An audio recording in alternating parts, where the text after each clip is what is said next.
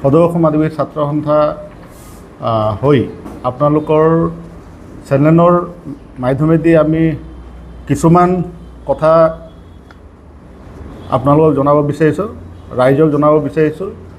দীৰ্ঘদিন ধৰি বিজেপি চৰকাৰে আদিবাসীসকলক কৰি অহা প্ৰতাৰণাৰ বিৰুদ্ধে ইতিমধ্যে সদৌ অসম আদিবাসী ছাত্ৰ সন্থাই বিজেপি চৰকাৰৰ বিৰুদ্ধে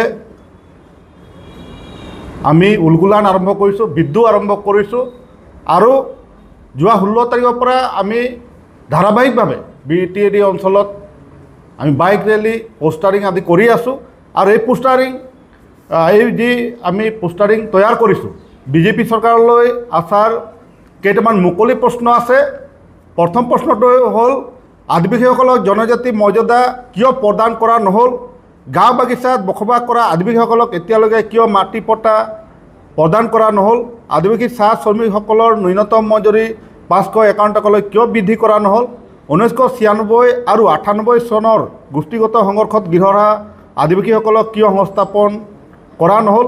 আদিবাসী বিদ্ৰোহী সংগঠনৰ সৈনিকসকলক বৰ্তমানলৈকে কিয় সংস্থাপন প্ৰদান কৰা নহ'ল?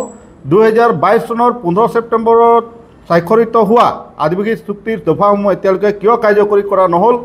আদিবাসী জনগোষ্ঠীক প্ৰদান কৰি অহা জাতিগত প্ৰমাণপত্ৰ আজিলৈকে কিয় সংশোধন কৰা নহ'ল? আমাক উত্তৰ লাগে, অন্যথা আদিবাসী গাঁও বাগিচা অঞ্চলত বিজেপি দলৰ প্ৰৱেশ আমি নিষিদ্ধ কৰিছোঁ। আৰু ইতিমধ্যে আমি ধাৰাবাহিকভাৱে আন্দোলন কাৰ্য চলাই আহিছোঁ। আৰু যোৱা 18 তাৰিখে যি ওদালগুৰিৰ মাঠবাটত মুখ্যমন্ত্ৰী আহিছিল, অসমৰ সৰ্বকালৰ মিছলীয়া মুখ্যমন্ত্ৰী আহিছিল হিমন্ত বিশ্ব শৰ্মা, আৰু তাতে সদৌ অসম আদিবাসী ছাত্ৰ সন্থা ইতিমধ্যে আমি প্ৰতিবাদ সাব্যস্ত কৰিছোঁ কলা পতাকা প্ৰদৰ্শন কৰি। আৰু ইতিমধ্যে আমি গম পাইছোঁ যে অহা 24 তাৰিখে হিমন্ত বিশ্ব শৰ্মা তিনিচুকীয়া জিলাৰ মাঘেৰিটাত আহিব। আৰু আমি প্ৰত্যাহ্বান জনাইছোঁ আৰু আমি বাৰে বাৰে কৈ আছোঁ যে বিজেপি মুখ্যমন্ত্ৰীয়ে হওক বা আন আন নেতাসকলে যদি আদিবাসী অধ্যুষিত অঞ্চলসমূহত আহে আমি তীব্ৰ প্ৰতিবাদ গঢ়ি তুলিম আৰু যিকোনো আমি কাৰ্যপন্থা হাতত ল'ম, প্ৰতিবাদ কৰিমেই। আৰু যি 24 তাৰিখে ডক্টৰ হিমন্ত বিশ্ব শৰ্মা মাঘেৰিটাত আহিব, আমি ইতিমধ্যে সদৌ অসম আদিবাসী ছাত্ৰ সন্থা কেন্দ্ৰীয় সমিতি তথা তিনিচুকীয়া জিলা সমিতিয়ে 24 তাৰিখে প্ৰতিবাদ কৰিবলৈ সিদ্ধান্ত গ্ৰহণ কৰিছোঁ আৰু কলা পতাকা প্ৰদৰ্শন কৰিম।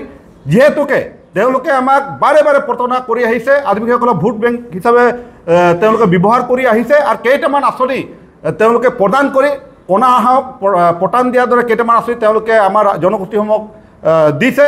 যেনেধৰণৰ তেওঁলোকে আদৰ্শ বিদ্যালয়, আমাৰ দাবীৰ প্ৰতি আদৰ্শ বিদ্যালয় তেওঁলোকে স্থাপন কৰিলে, কিন্তু তাত আন্তঃগাঁথনি কেনেকুৱা আছে বা এই আদৰ্শ বিদ্যালয় আপোনালোকে গ'লে দেখিব পাব যে তাৰ যি এটা প্ৰে কৰা ঠাই নাই, প্ৰাৰ্থনা কৰাৰ এটা সুবিধা নাই। আৰু যিবিলাক চাহ বাগিচা অঞ্চলত তেওঁলোকে ৰাস্তা বনালে, সেই ৰাস্তাত 2খন বাহন ক্ৰছ কৰিব নোৱাৰে। গতিকে এনেকুৱা ধৰণৰ তেওঁলোকে কাম কৰি আমাৰ জনগোষ্ঠীটো প্ৰতাৰণা কৰিব বিচাৰিছে। আমি ফ্ৰী চাউল বিচৰা নাই, আমি বিচাৰিছোঁ চাহ শ্ৰমিকৰ দৈনিক মজুৰি 551 টকালৈ বৃদ্ধি কৰক।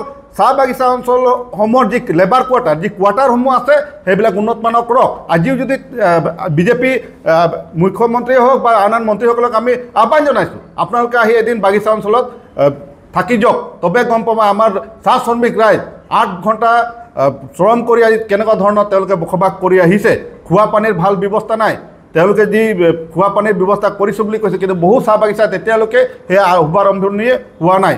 আজি মাত্ৰ 250 টকাত চাহ শ্ৰমিক ৰাইজে কাম কৰিবলগীয়া হৈছে। গতিকে এইবিলাক বহু সমস্যা আছে, যিবিলাক সমস্যা তেওঁলোকে প্ৰতিশ্ৰুতি দিছিল কিন্তু আজিলৈকে কৰা নাই। আৰু বিশেষভাৱে যিটো আমাৰ সাংবিধানিক দাবী জনজাতিকৰণ, আমি দীৰ্ঘদিন আন্দোলন চলাই আহিছোঁ সদৌ অসম আদিবাসী ছাত্ৰ সন্থাই, কিন্তু 2019 চনত যি তেওঁলোকে মন্ত্ৰী গোটৰ অধ্যক্ষ আছিল, সেই সময়ত স্বাস্থ্যমন্ত্ৰী আৰু বৰ্তমানৰ মুখ্যমন্ত্ৰী হিমন্ত বিশ্ব শৰ্মা আজি 19 চনৰ পৰা আজিলৈকে তেওঁলোকে যিটো প্ৰতিবেদন পঠাব লাগিছিল 6 জনগোষ্ঠী জনজাতিকৰণৰ ক্ষেত্ৰত, আজিলৈকে তেওঁলোকে পঠোৱা নাই।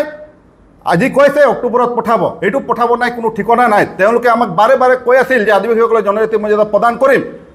2016 চনৰ বিধানসভা নিৰ্বাচনতো তেওঁলোকে কৈছিল যে আপোনালোকে আমাক চৰকাৰলৈ আনক, আমি আপোনালোকৰ জনজাতি মৰ্যাদা প্ৰদান কৰিম, কিন্তু তেওঁলোকে নকৰিলে। আৰু যিটো আমাৰ 2019 চনৰ বৰধুমচা মহাসভাত মুখ্যমন্ত্ৰী তেতিয়াৰ স্বাস্থ্যমন্ত্ৰীয়ে কৈছে যে 90% কাম ইতিমধ্যে হৈ গৈছে, 10% কামটো বাকী আছে, আমি শীঘ্ৰে কৰিম, কিন্তু আজিলৈকে নকৰিলে। দুৰ্ভাগ্যজনক, তেওঁলোকে সদায় আমাক মিছা প্ৰতিশ্ৰুতি দি আহিছে আৰু মিছা কোৱাৰ কাৰণে আমি এই সদৌ সমাজমুখী ছাত্ৰ সন্থাই এইবিলাক কাৰ্যসূচী আমি লৈছোঁ আৰু মুকলি প্ৰশ্ন যিবিলাক আছে এইবিলাক প্ৰশ্নত তেওঁলোকে আমাক উত্তৰ দিয়ক, তবেহে চাহ বাগিচা আৰু আদিবাসী অধ্যুষিত অঞ্চলত প্ৰৱেশ কৰিব, এয়া আমি কিন্তু খাটাং কৰিছোঁ। অন্যথাই বিজেপি নেতা পালি নেতাসকলক আমি প্ৰৱেশ নিষিদ্ধ কৰিছোঁ।